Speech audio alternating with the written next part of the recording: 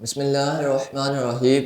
حضرت سیدنا ابو ہریرہ رضی اللہ تعالیٰ عنہ فرماتے ہیں کہ ایک مرتبہ میں سرکار صلی اللہ تعالیٰ علیہ وآلہ وسلم کی معیت میں نماز عشاء پڑھ کر جا رہا تھا کہ راستے میں ایک عورت نقاب اوڑھے ہوئے کھڑی تھی۔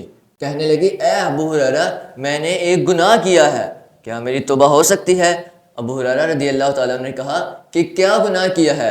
وہ عورت نے کہا کہ میں نے زنا کروایا ہے اور حرامی بچے کو قتل کر ڈالا۔ تو یہ سن کر حضرت سیدنا ابو ہریرہ رضی اللہ تعالیٰ عنہ کہتے ہیں کہ تو نے خود کو بھی ہلاک کر لیا اور ایک جان کو بھی ہلاک کر دیا، اور اب تیرے لیے کوئی توبہ نہیں۔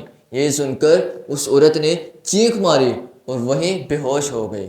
تو حضرت ابو ہریرہ رضی اللہ تعالیٰ عنہ جب وہاں سے پہنچے تو دل میں خیال آیا کہ نبی پاک صلی اللہ تعالیٰ علیہ وآلہ وسلم کے ہوتے ہوئے یہ مسئلہ چھپنا نہ چاہیے، آپ کو بتلا دینا چاہیے۔ آپ صبح ہوتے ہی نبی پاک صلی اللہ تعالیٰ علیہ وآلہ وسلم کی بارگاہ میں حاضر ہوتے ہیں۔ حاضر ہو کر وہ سارا معاملہ، وہ رات والا سارا واقعہ آپ صلی اللہ تعالیٰ علیہ وآلہ وسلم کو بتاتے ہیں۔ تو آپ صلی اللہ تعالیٰ علیہ وآلہ وسلم سن کر ان اللہ کہتے ہیں اور فرمایا، قسم بخدا اے ابو ہریرہ، تو نے خود کو بھی ہلاک کر لیا اور ایک نفس کو بھی ہلاک کر ڈالا۔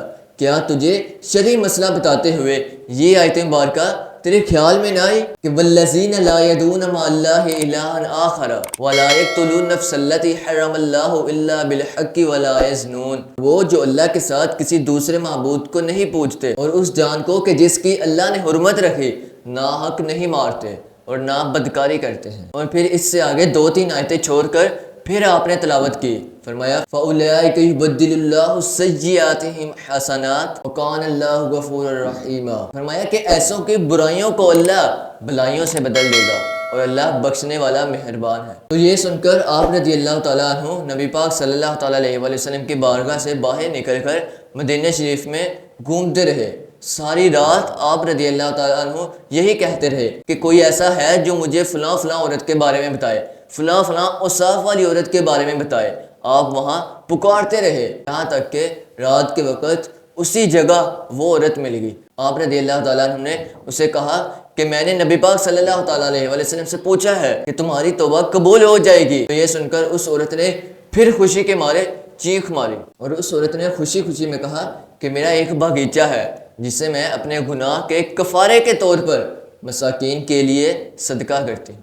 تو ہمیں بھی چاہیے کہ اگر کوئی شخص کسی سے مسئلہ پوچھتا ہے، کوئی شرعی احکام کے بارے میں پوچھتا ہے، تو ہمیں پہلے اس کی تحقیق کرنی چاہیے۔ تو اس کی تحقیق کے یعنی قرآن و حدیث کی تحقیق کے مطابق بتانا چاہیے۔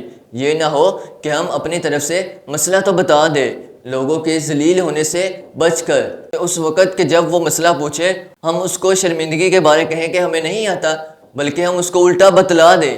ایسا نہ کہیں، بلکہ ہمیں چاہیے کہ اس وقت سب مجمع میں، اگر مجمع بھی ہو تو ہمیں چاہیے کہ ہمیں کہنا چاہیے کہ مجھے مسئلہ نہیں پتا، میں قرآن و حدیث کی تحقیق کے مطابق بتاؤں گا۔ آپ دیکھیں کہ حضرت ابو ہریرہ رضی اللہ تعالیٰ عنہ نے ایک عورت کو ایسے ہی بتلا دیا شرعی مسئلہ، تو اس پر نبی پاک صلی اللہ تعالیٰ علیہ وآلہ وسلم نے فوراً انا للہ پڑھی اور حضرت ابو ہریرہ سے کہا کہ تو نے خود کو بھی ہلاک میں ڈالا اور ایک جان کو بھی ہلاکت میں ڈال دیا۔ ہمیں بھی چاہیے کہ ہمیں کوئی بھی مسئلہ پوچھے جیسا بھی ہو، اگر آتا ہو تو بتلا دیں، نہ آتا ہو تو قرآن و حدیث کی تحقیق کے مطابق بتانا چاہیے۔